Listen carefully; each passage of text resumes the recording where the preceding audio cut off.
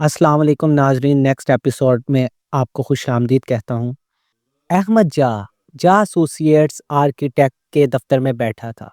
اس کی ایک سیکریٹری اس کے سامنے کافی کی پیالی اور لاس اینجلس ٹائم کا تازہ شمارہ رکھ رہی تھیں۔ میں نے آپ کی میز صاف کر دی ہے، وہ بولی، تاکہ آپ خاتون کے لیے تیار ہو جائیں۔ کون خاتون؟ احمد جا نے حیرت سے پوچھا۔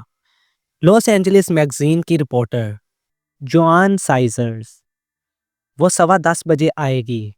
وہ جنوبی کیلیفورنیا کے بڑے آرکیٹیکٹس پر فیچر لکھ رہی ہے۔ میں تو بھول ہی گیا تھا، احمد جا بڑبڑایا۔ سیکریٹری آئرین کے جانے کے بعد اس نے کافی کا گھونٹ لیا اور اخبار کی طرف متوجہ ہو گیا۔ پھر اس نے اپنا پائپ سلگایا۔ اسی لمحے صفحہ نمبر 5 پر اس کی نظر ایک خبر پر ٹھہر گئی۔ وہ ڈاکٹر سر عتیق الرحمان کی تدفین کی خبر تھی۔ ساتھ ہی اس حادثے کی تفصیل بھی تھی جس میں ان کا انتقال ہوا تھا۔ اسی لمحے آئرین نے انٹرکام پہ مسز سائرس کی آمد کی خبر دی۔ آئرین، تمہیں معلوم ہے کہ سر رحمان کا برلین میں ایک حادثے میں انتقال ہو گیا ہے؟ میں نے تو ابھی پڑھا ہے۔ جی، مجھے تو معلوم نہیں تھا۔ یقین نہیں آتا، یہ تو سب کچھ بدل کر رہ گیا ہے۔ مجھے تو جمعے کو آکسفورڈ جا کر ان سے ملنا تھا۔ جی، آپ کی ریزرویشن میں کرا چکی تھی۔ اب میں کیا کروں؟ احمد جان نے بے بسی سے کہا۔ خیر، اس انٹرویو کے بعد اس سلسلے میں بات کریں گے۔ تم 1 منٹ بعد مس سائرس کو بھیج دو۔ وہ بیٹھ کر اس مسئلے پر غور کرتا رہا۔ وہ اپنے فاضل وقت میں پچھلے 3 سال سے ایک کتاب پر کام کر رہا تھا۔ وہ ایک ضخیم کتاب تھی جس میں تصویریں بھی تھیں۔ ان کا عنوان تھا 1000 سالہ تیسری جرمن جمہوریہ میں تعمیرات۔ اس میں ہٹلر کے عہد میں یورپ میں تعمیر ہونے والی تمام عمارتوں کی تصویر تھیں۔ ان میں بہت سی تو اب ملبے کا ڈھیر تھیں، مگر پرانی تصویریں بہرحال مل گئیں۔ اس کے علاوہ اس کتاب میں ان عمارتوں کے مکمل نقشے بھی تھے جو ہٹلر جنگ جیتنے کے بعد تعمیر کرانے کا ارادہ رکھتا تھا۔ اس کے لیے احمد جا بطور خاص جرمنی گیا تھا اور ہٹلر کے سب سے پسندیدہ آرکیٹیکٹ البرٹ ایسپیئر سے ملا تھا۔ اس کی مدد سے معلومات مکمل ہوئی تھی۔ اس کتاب کے لیے اسے نیو یارک میں ایک اچھا پبلشر بھی مل گیا تھا۔ اس نے کتاب مکمل کرنے کے لیے اسے ایک تاریخ بھی دے دی تھی۔ احمد جا کو یقین تھا کہ وہ کتاب تعمیراتی دنیا میں اس کی ساکھ میں اضافے کا سبب بنے گی۔ اپنے نوٹس کا جائزہ لیتے ہوئے اس کی نظر سے ایک اہم بات گزری۔ اسپیئر نے اپنے ایک قابل اعتماد ساتھی کو ہٹلر کے لیے 7 عمارتیں تعمیر کرنے کا کام سونپا تھا۔ اپنے لے آؤٹ کو چیک کرتے ہوئے اسے احساس ہوا کہ ڈیزائن تو دور کی بات ہے، اس کے پاس ان 7 عمارتوں کے فوٹوگراف بھی نہیں ہیں۔ ان کے بغیر اس کا کام نامکمل تھا۔ پبلشر اس کتاب کی نازی عہد کی تعمیرات پر واحد اور ہر اعتبار سے مکمل کتاب کی حیثیت سے پبلسٹی کر رہا تھا، اور سب سے اہم بات یہ کہ اس کے لیے کتاب مکمل کر کے دینے کی تاریخ بھی اب صرف 3 ماہ رہ گئے تھے۔ پوری کوشش کے باوجود احمد جا ان عمارتوں کی ڈرائنگ تو کیا، اسپیئر کے اس ساتھی کا نام بھی معلوم نہیں کر سکا تھا جسے ان 7 عمارتوں کا کام سونپا گیا تھا۔ پھر اسے سر رحمان کے متعلق معلوم ہوا کہ وہ ایسے آدمی ہیں جو ہٹلر کے بارے میں سب کچھ جانتے ہیں۔ میں نے اس سلسلے میں سر رحمان سے مدد کی درخواست کی۔ انہوں نے بخوشی اسے آکسفورڈ میں اپنے گھر پر ملاقات کا وقت دے دیا۔ احمد جا کا ارادہ تھا کہ آرکیٹیکٹ کا نام معلوم کرنے کے بعد وہ مغربی برلین جا کر اس آرکیٹیکٹ سے ملے گا، اور اگر وہ زندہ نہ ہوا تو اس کی فیملی سے وہ ڈیزائن مانگ لے گا۔ مگر اب سر رحمان کی موت کے بعد وہ پھر اندھی گلی میں کھڑا تھا۔ دروازہ کھلا اور آئرین کی آواز نے اسے چونکا دیا۔ مسٹر جا، لاس اینجلس میگزین کی مس جوان سائزرز آ گئی ہیں۔ جوان سائزر نے اپنا ٹیپ ریکارڈر میز پر رکھتے ہوئے احمد جا سے مزاج پرسی کی۔ امید ہے آپ کو ٹیپ ریکارڈر پر کوئی اعتراض نہیں ہوگا۔ اس میں غلط فہمی کا امکان نہیں رہتا۔ مجھے کوئی اعتراض نہیں۔ میں آپ کو گفتگو ٹیپ کرنے دوں گا۔ آپ مجھے پائپ پینے کی اجازت دیں، احمد جا نے شگفتگی سے کہا۔ مجھے بھی کوئی اعتراض نہیں، ہلاکت تو آپ ہی کے حصے میں آئے گی، جوان نے مسکرائے بغیر کہا۔ پھر اس نے ٹیپ ریکارڈر کو چیک کیا۔ اسے سیٹ کرنے کے بعد اس نے اپنے پرس سے سوالات کا صفحہ نکالا۔ میں جنوبی کیلیفورنیا کے اہم آرکیٹیکٹ پر ایک طویل آرٹیکل کر رہی ہوں۔ میں نے آپ پر ریسرچ کی اور آپ اس آرٹیکل میں شمولیت کے اہل ثابت ہوئے۔ بڑی مہربانی آپ کی۔ تو پھر شروع کروں؟ آپ بھی بہت مصروف آدمی ہیں۔ جی ضرور۔ آپ آرکیٹیکٹ کب بنے؟ جب آپ فوج میں گئے اس وقت تو نہیں تھے۔ فوج سے نکلنے کے بعد میں کالج میں گیا تو مجھے تعمیرات میں دلچسپی پیدا ہو گئی۔ تو اس سے پہلے کی بات کریں نا، آپ ویتنام میں 2 سال رہے۔ احمد جا کا موڈ بگڑنے لگا۔ جی ہاں۔ آپ کو فوج میں بھرتی کیا گیا تو اس وقت آپ کی عمر کتنی تھی؟ 20 سال، احمد جا نے کہا، اور بھرتی ہونے میں حب الوطنی کا کوئی دخل نہیں تھا۔ مجھے تو یہ بھی نہیں معلوم تھا کہ ویتنام کا مسئلہ کیا ہے۔ بس حکم حاکم مرگ مفاجات والی بات تھی۔ پھر میں 24ویں کارپس میں ایک انجینئرنگ گروپ سے وابستہ ہیلی کاپٹر پائلٹ تھا۔ احمد جا جیسے کہیں کھو گیا۔ ہم آرٹلری اور ایم پی بٹالین کے ساتھ تھے۔ لاؤس سرحد کے پاس کوانگ تری صوبے میں ہم نے ایکشن دیکھا۔ ہمارے ساتھی خاصی تعداد میں ہلاک اور زخمی ہوئے۔ میرا ہیلی کاپٹر گرا لیا گیا تھا۔ چنانچہ میں نے پرواز سے زیادہ وقت اپنی M16 رائفل کے ساتھ گزارا۔ پھر میری ٹانگ میں بم کا ایک ٹکڑا لگا۔ سرجری کے بعد 71 کے اواخر میں مجھے ڈسچارج کر دیا گیا۔ اب آپ کی ٹانگ کا کیا حال ہے؟ ہفتے میں 3 بار 5 میل کی جاگنگ کرتا ہوں۔ 36 سال کی عمر میں بالکل فٹ ہوں۔ جنگ کے بعد میں نے برکلے میں یونیورسٹی آف کیلیفورنیا میں داخلہ لیا۔ وہیں مجھے تعمیرات سے دلچسپی ہوئی۔ تعمیرات ہی کیوں؟ بات یہ ہے کہ میرے والد انجینئر تھے۔ وہ کہتے کہتے رکا، پھر بولا، نہیں، بات کچھ اور تھی۔ زمانہ جنگ کے کچھ محسوسات تھے۔ میں نے زندگی کے 2 برس تخریب کاری میں گزارے تھے، توڑ پھوڑ میں حصہ لیا۔ رد عمل کے طور پر مجھ میں فوری طور پر تعمیر کی خواہش پیدا ہوئی تھی۔ جوائن سائزرز اسے بہت غور سے دیکھ رہی تھی۔ بالآخر اس نے پوچھا، واقعی یہی بات تھی؟ ہاں، یہ درست ہے۔ تہذیب کا یہی تقاضا ہے، یہی مطلب ہے۔ ہر تباہی کے بعد انسان فوری طور پر تعمیر کی طرف راغب ہوتا ہے۔ میرے ساتھ بھی یہی ہوا۔ برکلے میں اسکول آف آرکیٹیکچر ہے۔ میں نے 4 سال وہاں تعلیم حاصل کی اور تعمیرات کی ڈگری لی۔ پھر آپ نے اپنا آفس کھول لیا؟ نہیں، ایک دم تو یہ ممکن نہیں تھا۔ 2 سال کی انٹرنشپ کرنی پڑتی ہے۔ اس کے بعد اسٹیٹ بورڈ گریجویٹ کا امتحان لیتا ہے۔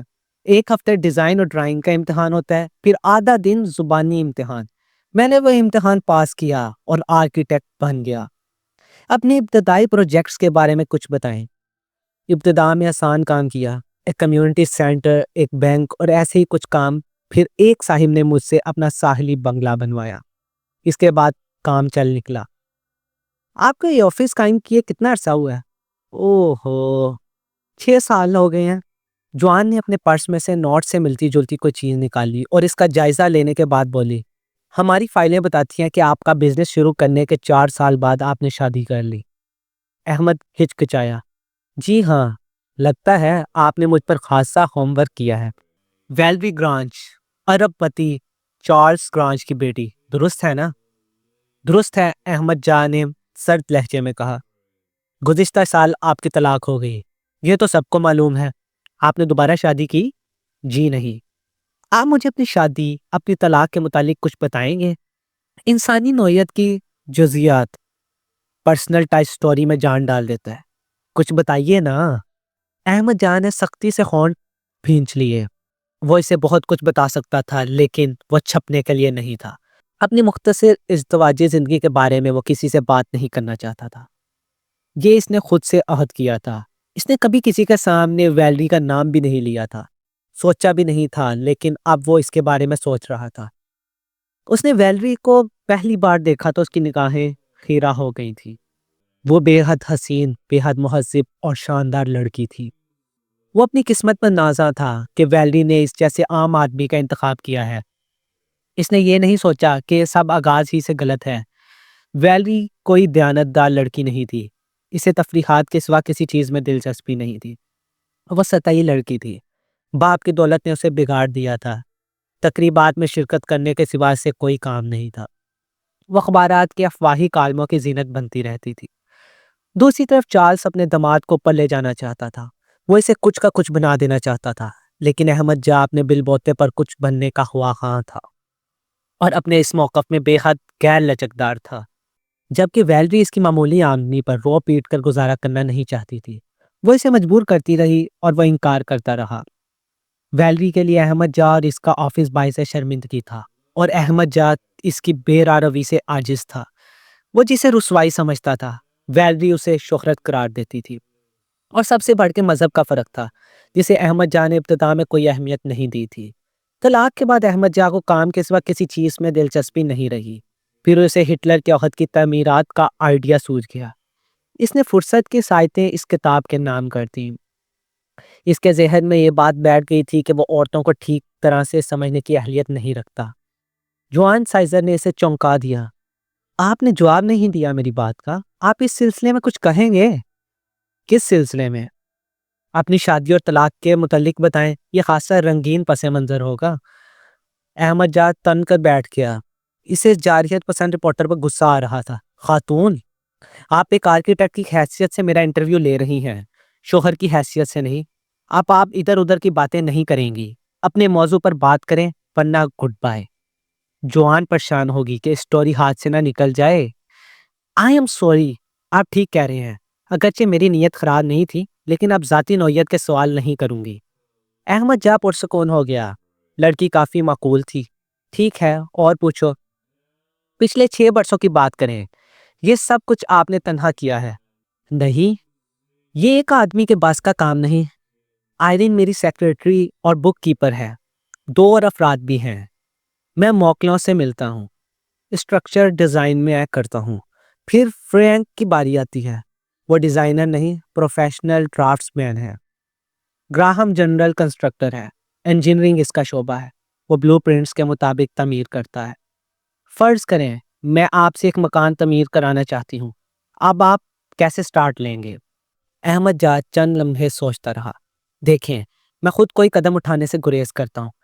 بالآخر اس نے کہا، مکان تو آپ کی خواہش کے مطابق بنے گا، آرکیٹیکٹ تو آپ کی خواہش کے مطابق ہی عمل کرے گا۔ مجھے یہ دیکھنا پڑتا ہے کہ میرے کلائنٹ کے ذہن میں کیا ہے۔ میں تو سمجھی تھی کہ اس فیلڈ میں تخلیقی صلاحیتوں کے اظہار کے زیادہ مواقع ہیں۔ اس میں کوئی شک نہیں کہ ایسا ہے، جان نے اسے یقین دلایا۔ مجھے ایک بار معلوم ہو جائے کہ آپ کیا چاہتی ہیں تو پھر میں تخلیق کے شعلے کے بھڑکنے کا انتظار کرتا ہوں۔ میں رقبے کو ذہن میں رکھ کر اس کی کمپوزیشن کرنے کی کوشش کرتا ہوں۔ میں کلائنٹ کی خواہشات کو بہتر طور پر عملی شکل دینے کی کوشش کرتا ہوں۔ ایک بار تخلیقی جوہر متحرک ہو جائیں تو میں کام شروع کر دیتا ہوں، لیکن میں سب کچھ اپنے کلائنٹ کی نظر سے دیکھتا ہوں۔ عام طور پر 4 ہفتے میں میرا آئیڈیا اور فرینک کا ہنر کاغذ پر نمودار ہو جاتا ہے۔ کچھ دیر ادھر ادھر کے سوالات ہوتے رہے۔ پھر جوان نے پوچھا، آپ اس کے علاوہ بھی کچھ کام کرتے ہیں، مثلا لیکچر دینا؟ نہیں، لیکن لکھنے کی کوشش کرتا ہوں۔ لکھنا کیا؟ کوئی کتاب چھپی ہے آپ کی؟ پہلی کتاب تقریباً تیار ہے، احمد جان نے کہا۔ پھر اس نے جوان کو اپنی کتاب کے متعلق بتایا۔ اس نے اسے اپنا کام دکھایا۔ جوان نے کہا کہ موضوع بالکل نیا ہے، مجھے دوسری جنگ عظیم نے ہمیشہ انسپائر کیا ہے۔ احمد جان نے بتایا، آرکیٹیکٹ کی حیثیت سے میں نے ہٹلر نے جو کچھ بنایا، وہ جو کچھ بنانا چاہتا تھا، اس پر فوکس کیا۔ میں اس سلسلے میں جاننا چاہتا تھا۔ میں نے کتابوں کی جستجو کی مگر کتابیں نہیں ملی، چنانچہ میں نے خود اس موضوع پر کتاب لکھنے کا فیصلہ کیا۔ اس لیے تو نہیں کہ آپ کو نازی تعمیرات اچھی لگتی تھیں، نہیں، بلکہ اس لیے کہ مجھے نازی تعمیرات سے نفرت تھی۔ ہم اسے فاشسٹ آرکیٹیکچر کہتے ہیں۔ یہ طرز تعمیر گمنام اور بدصورت ہے۔ اس میں نہ کوئی تشخص ہے، نہ رومانیت، نہ جذبہ، نہ ولولہ۔ اس نے جوان کو اپنا پورٹ فولیو کھول کر عمارتوں کے فوٹوگراف، ماڈلز اور ڈرائنگز دکھائیں۔ ان میں وہ عمارات بھی تھیں جنہیں ہٹلر فتح یاب ہونے کے بعد تعمیر کرانا چاہتا تھا۔ ہٹلر کو عمارتوں کا بڑا پن بہت اچھا لگتا تھا۔ احمد جان نے اپنی بات جاری رکھی۔ ہٹلر نے پرانی چانسلری کو دیکھتے ہی ناپسند کر دیا۔ اس کے خیال میں وہ صابن کی فیکٹری کے لیے زیادہ مناسب عمارت تھی۔ وہ نئی چانسلری کو شاہانہ انداز میں بنوانا چاہتا تھا اور اسپیئر نے اسے ایسا ہی بنایا۔ کورٹ روم کے دروازے 17 فٹ اونچے تھے، فرش موزائک کا تھا۔ گیلری بہت بڑی تھی، 480 فٹ لمبی۔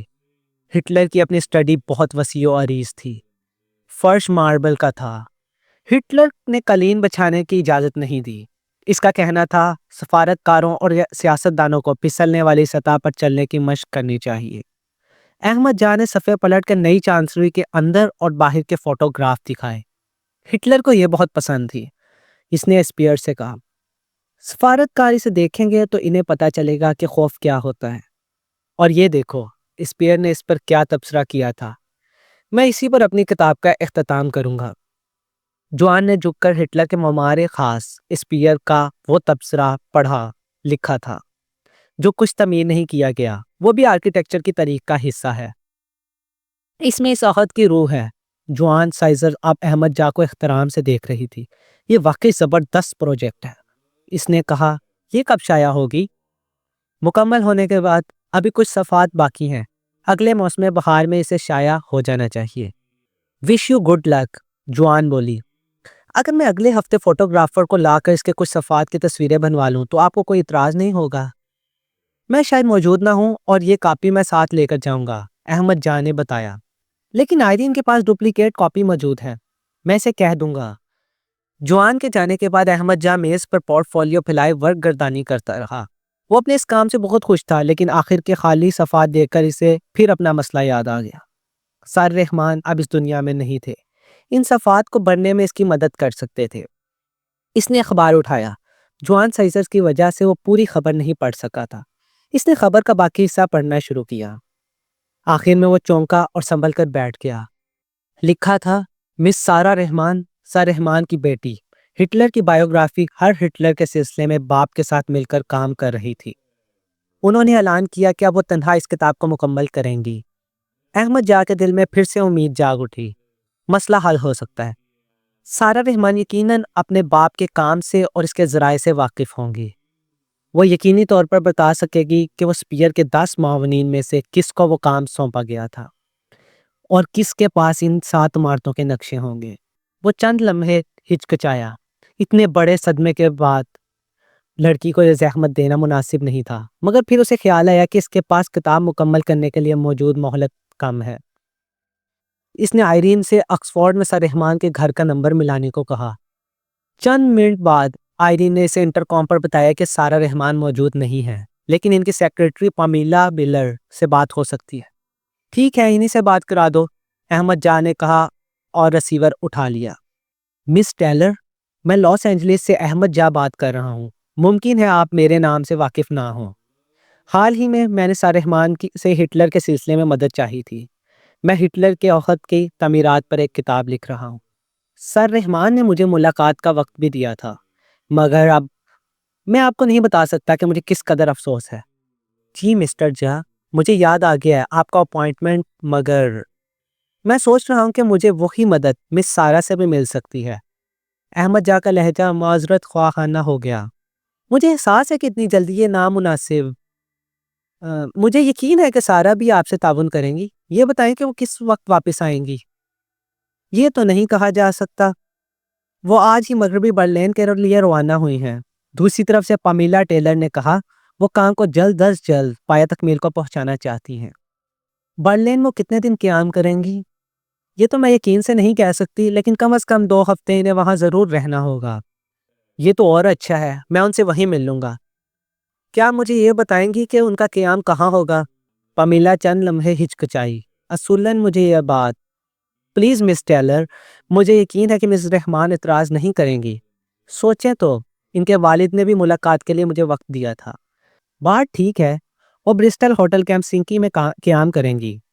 شکریہ مس ٹیلر، شاید کبھی آپ سے بھی ملاقات ہو جائے۔ Thank you and good bye. Receiver رکھنے کے بعد احمد جا نے آئرین کو اگلے روز مغربی برلین کی فلائٹ پر سیٹ ریزرو کرانے کی ہدایت دی۔